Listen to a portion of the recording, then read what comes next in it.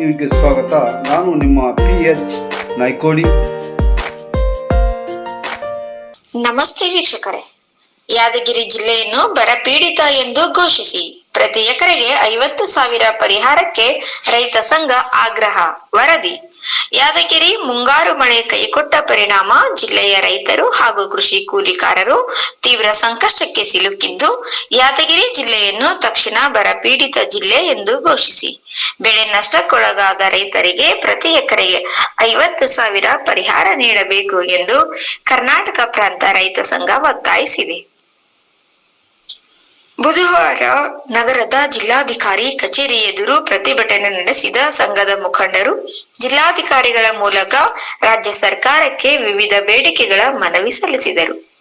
ಪ್ರತಿಭಟನೆಯಲ್ಲಿ ಸಂಘದ ಜಿಲ್ಲಾ ಅಧ್ಯಕ್ಷ ಚೆನ್ನಪ್ಪ ಆನೆಗುಂದಿ, KPRS ಜಿಲ್ಲಾ ಕಾರ್ಯದರ್ಶಿ ಭೀಮರಾಯ ಪೂಜಾರಿ, ಜಿಲ್ಲಾ ಉಪಾಧ್ಯಕ್ಷ SM ಸಾಗರ್, ತಾಲೂಕಾ ಅಧ್ಯಕ್ಷ ತಮ್ಮಣ್ಣ ಜಾಗೀರ್ದಾರ್, ತಾಲೂಕಾ ಕಾರ್ಯದರ್ಶಿ ಭೀಮಣ್ಣ ಟಫೇದಾರ್, ಸುರಪುರ ತಾಲೂಕಾ ಮುಖಂಡರಾದ ವಿಂಕೋಬ ದೊರೆ, ಮಲ್ಲಣ್ಣ ದೊರೆ ಚೆನ್ನೂರ್, ಮಲ್ಲನಗೌಡ ಮಾಲಿ ಪಾಟೀಲ್, ಮಹದೇವಪ್ಪ ಸೇರಿದಂತೆ ಸುರಪುರ, ಶಹಾಪುರ ಹಾಗೂ ವಡಗೇರಾ ತಾಲೂಕಿನ ಪದಾಧಿಕಾರಿಗಳು ಮತ್ತು ರೈತರು ಭಾಗವಹಿಸಿದ್ದರು. ವರದಿ ರಾಜ್ಕುಮಾರ್ ರಾಠೋಡ್. ರೈತರ ಪ್ರತಿ ಎಕರೆಗೆ 50,000 ರೂಪಾಯಿ ಪರಿಹಾರ ಕೊಡ್ಲೇಬೇಕು. ರೈತರ ಪ್ರತಿ ಎಕರೆಗೆ 50,000 ರೂಪಾಯಿ ಪರಿಹಾರ ಕೊಡ್ಲೇಬೇಕು. ಅನಾವೃಷ್ಟಿ ಎಂದು ಘೋಷಣೆ ಮಾಡಲೇಬೇಕು.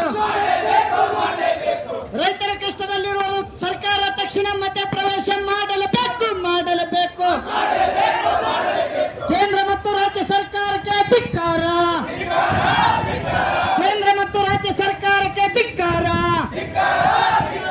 ಕರ್ನಾಟಕ ಪ್ರಾಂತ ರೈತ ಸಂಘದ ಹೋರಾಟಕ್ಕೆ ಜಯವಾಗಲಿ. ಕರ್ನಾಟಕ ಪ್ರಾಂತ ರೈತ ಸಂಘದ ಹೋರಾಟಕ್ಕೆ ಜಯವಾಗಲಿ. ಬೇಕೇ ಬೇಕು. ಕೊಡಲೇಬೇಕು. ಕಷ್ಟಪಡುವ ಮೇಲೆ ಕ್ರಮ ಕೈಗೊಳ್ಳಲೇಬೇಕು. ಏನೇ ಬರಲಿ ಏತಕ್ಕಾಗಿ ಹೋರಾಟ, ಹೋರಾಟ. ಬಡಕೂಲಿಗಾರರೇ ಆಶ್ರಯ ಮನೆಗಳನ್ನು ಕೊಡಲೇಬೇಕು. ಕರ್ನಾಟಕ ಕಾಂಗ್ರೆಸ್ ಸಂಘಕ್ಕೆ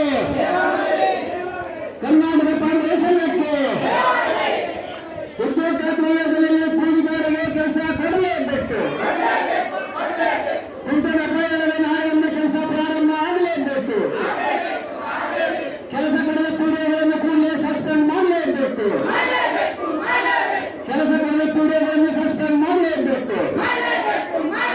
ದೂರನಹಳ್ಳಿ ಪಟ್ಟಣ ಪಂಚಾಯತಿಯಲ್ಲಿ ಕೂಲಿಗಾರರಿಗೆ ಕೆಲಸ ಕೊಡಲೇಬೇಕು. ದೂರನಹಳ್ಳಿ ಪಂಚಾಯತಿಯಲ್ಲಿ ಕುಡಿಯುವ ನೀರಿನ ವ್ಯವಸ್ಥೆ ಮಾಡಲೇಬೇಕು. ಏತಕ್ಕಾಗಿ ಹೋರಾಟ.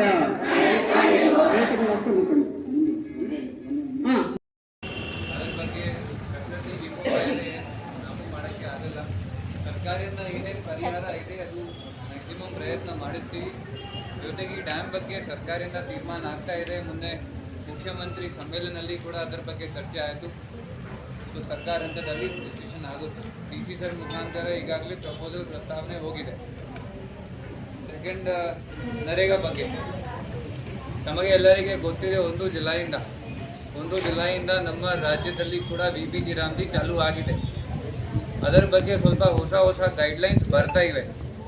ಇಲ್ಲಿವರೆಗೂ ಸ್ವಲ್ಪ ಕನ್ಫ್ಯೂಷನ್ ಇವೆ, ಟೆಕ್ನಿಕಲ್ ಸಮಸ್ಯೆಗಳು ಇವೆ. ಅದಕ್ಕೋಸ್ಕರ ಇಡೀ ರಾಜ್ಯದಲ್ಲಿ ಸ್ವಲ್ಪ ಪ್ರಾಬ್ಲಮ್ ಬರ್ತಾ ಇವೆ. ನಮ್ಮಲ್ಲಿ ಸುಮಾರು 66 ಪಂಚಾಯತಿಗಳಲ್ಲಿ NMR ಜನರೇಟ್ ಆಗಿ ಕೆಲಸ ಚಾಲೂ ಆಗಿದೆ. ಇನ್ನೂ ಸ್ವಲ್ಪ ಈ 10-15 ಡೇಸಲ್ಲಿ 20 ತಾರೀಕುವರೆಗೂ ನಮ್ಮದು ಕ್ರಿಯಾ ಯೋಜನೆ ರೆಡಿ ಮಾಡಲಿಕ್ಕೆ ಅವಕಾಶ ಇದೆ. ಕ್ರಿಯಾ ಯೋಜನೆ ರೆಡಿ ಮಾಡಿ ಆದಮೇಲೆ ಎಲ್ಲರಿಗೆ ಕೆಲಸ ಕೊಡ್ತಾರೆ. ಆಯಿತು. ಅದರ ಬಗ್ಗೆ ನರೇಗಾ ಅಲ್ಲಿ ಕೂಡ ಏನೇನು ಕಂಪ್ಲೇಂಟ್ ಇತ್ತು ಅವರ ಮೇಲೆ ಶಿಸ್ತಿನ ಕ್ರಮ ತಗೊಂಡಿದ್ದೀವಿ. ಕೆಲವೊಂದು PDOದು ಇಂಕ್ರಿಮೆಂಟ್ ಕಟ್ ಮಾಡಿಸಿದ್ದೀವಿ. ಕೆಲವೊಂದು ಒಂದು ಬೀರ್ನೂರು ಫಾರ್ ಎಕ್ಸಾಂಪಲ್ ಸಸ್ಪೆನ್ಷನ್ ಆಯಿತು. ಆದಮೇಲೆ ಕೆಲವೊಂದು 15 ದಿವಸ ಸ್ಯಾಲರಿ ಕಟ್ ಮಾಡಿದ್ದೀವಿ. ಅದು ಎಲ್ಲ ಕ್ರಮ PDO ಮೇಲೆ ಯಾರ್ಯಾರು ನರೇಗಾ ಅಲ್ಲಿ ಮುಂಚೆ ಕೆಲಸ ಕೊಟ್ಟಿಲ್ಲ ಅವರ ಮೇಲೆ ಕ್ರಮ ತಗೊಂಡಿದ್ದೀವಿ. ಆದಮೇಲೆ ಈ ಆಶ್ರಯ ಕಾಲೋನಿ ಬಗ್ಗೆ ಅದು ವಿಷಯ ನನ್ನ ಗಮನದಲ್ಲಿ ಮುಂಚೆ ಬಂದಿಲ್ಲ. ಅದು ಸರ್ವೆ ಬಗ್ಗೆ